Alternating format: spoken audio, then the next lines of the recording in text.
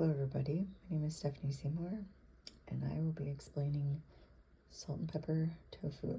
So I just made salt and pepper tofu with extra firm tofu, as the recipe calls.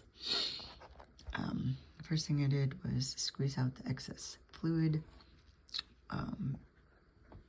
so that the tofu itself would hold the outer coating better and crisp up a little bit when pan frying. So after I squeezed out the water out of the tofu, the next thing I did was coat it in cornstarch and the spices according to the recipe, and then simply pan fried it with a very thin coating of, I use sesame oil. It says Nutri-Oil, but sesame oil is what I had available, so that's what we used. After it crisps up on all sides, you just drain it and set it aside until the rest of the vegetables are done being stir-fried.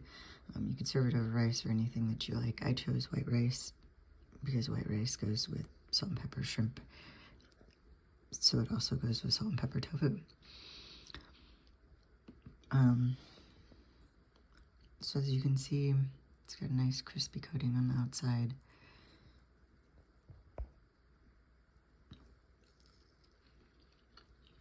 You can see there's a nice thin coating all around. Excuse me.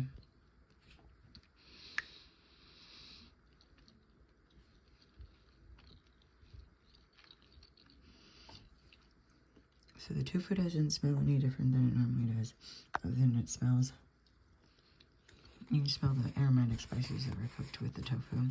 So it has like almost a peppery scent, a nutty peppery scent. The nuttiness comes from the tofu itself, and the pepper come from the Chinese 5-spice plus actual pepper that's added into the recipe. The tofu is still slightly chewy and slightly moist. Almost has a similar bite to cooked chicken, but not quite as chewy.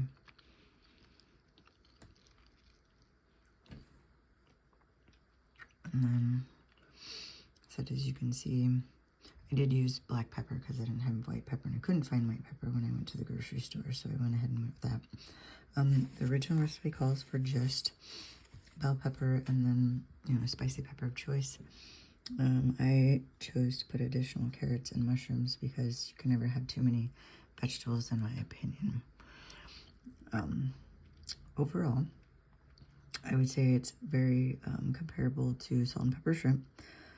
If that is something you're interested in, or you choose to eat when you go out to Chinese restaurants, you can even add a marinade to the tofu prior to pan frying or air frying with a little bit of nori, miso, and vegetable broth to give it more of a fishy taste, similar to shrimp.